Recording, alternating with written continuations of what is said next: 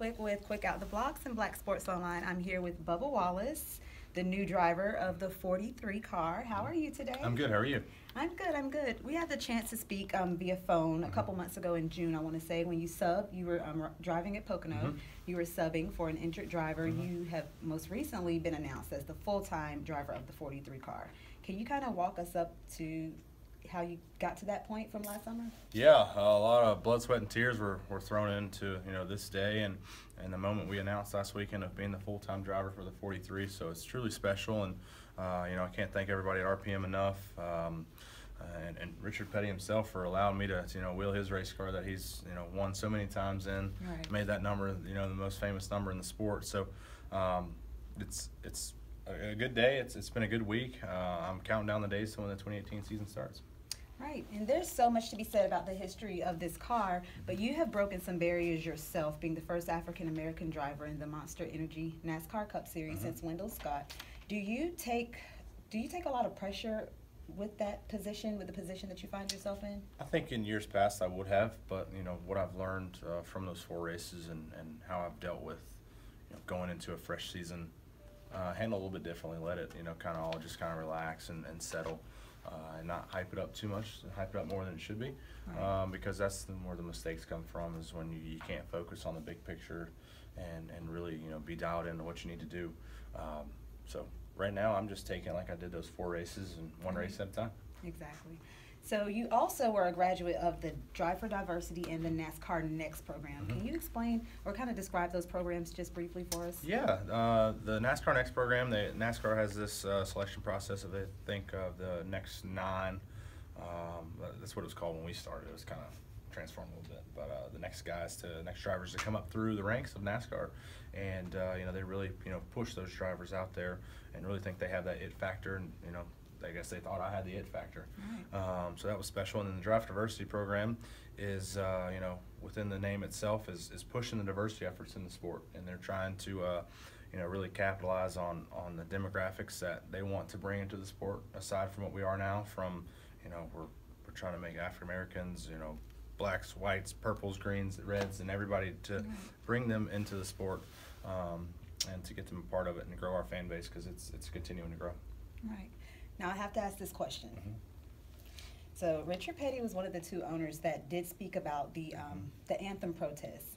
As being a minority driver with this program, do you feel that you're being put in a precarious position as far as having to choose a side, or how are you planning on kind of just dealing with that going forward, but still staying focused on what you came to do, and that's to drive? Yeah, I mean that's the biggest thing that we got to focus on is driving, but I've always stood up for the Pledge of Allegiance, national anthem, ever since I could remember. Not because my parents told me to, but just because it was the thing to do. So, you look at Richard Petty. He's he is the most patriotic figure, person, whatever you want to call him, in NASCAR. And I think he looks at it from that standpoint. So, everybody has a right to peaceful protest.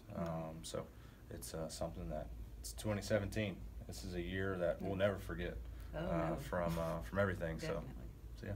So would you agree that you can separate patriotism from the protests that are going on? I feel like it's been repackaged as kind of an attack on the flag, when the focus should really be on what Colin Kaepernick initially kneeled for, and that's the social justices. What are some of the ways that you suggest that of peaceful protests, as opposed to just things that are centered around the flag and the anthem? I mean, like I said, peaceful protest is great. Everybody's entitled to it. I mean, you can do it. You don't have to. But the thing I focus on is the green, the white, and the checker flag, and that's what I don't protest those unless I don't get it. But it's part of it. You're not always a winner in this sport, and that's where we're going to continue to be. Okay, so moving on from that subject, you are a role model, and we did talk about some of the community efforts that you had going on. Do you want to kind of touch on that a little bit, some of the ways that you're trying to get more of the minority children involved in NASCAR? Yeah, I've done a handful of school appearances and showing up with the race cars, and being in the fire suit and just getting the kids latched on, and it's all up to the parents of getting them out there and buying that ticket, because there's been so many stories where I've heard I've just gotten hooked because of the sound of the cars or just seeing the cars. So it's all about getting out there and enjoying it. So You know, we're going to continue to do those appearances and continue to be in those markets to where if we need some help and want to, you know, make a difference, we got to attack those markets as well. Exactly. I took my boys to their first race, Nice. and they loved it. They enjoyed it. They were Perfect. upset that they couldn't go to the Bank of America race, but you know how that goes. So in closing, your first race will be the Daytona 500. What are you focusing on leading up until that race? Oh, there's so much stuff I got to get knocked off the plate, and that's from, you know, getting a motor home and getting hard cards for people and all this stuff. And there's a lot that I'm dealing with, but going into it, it's really, you know, it's a couple months away. We got a lot of things to figure out from the team standpoint of what's going to happen for next year. But aside from that, you know, our season really starts in January, so it's all about, you know, getting back in shape, getting in the gym, you know, watching footage to get the, you know, the mental game right and for what to expect. But it is the Daytona 500. It is the Super Bowl of our sport. It's a huge race. Yeah, it is, and you never know what can happen. So you just cross your fingers and keep your eyes open for the big one. Okay, and the D4D program just had a driver combine down in Florida. What's a piece of advice that you would give drivers coming up through that program right now, seeing just how amazing you have done and the accomplishments that you've been able to have under your belt? What's a piece of advice that you would give them? Yeah, I mean, from what I've learned from then and now, you know, things happen for a reason, and you know, all the stars have to be in line. You can't make the stars align themselves, and when you do that, you catch yourself in a bad spot, and that could, you know, hurt your career. So you got to keep your emotions in check and let everything fall in place, and you'll be fine. All right. Now, Martin Truex Jr. has been having a stellar season, and as we come down to, I'm going to say, the last 3 races of the playoff series, who's your pick? Who's your top 3?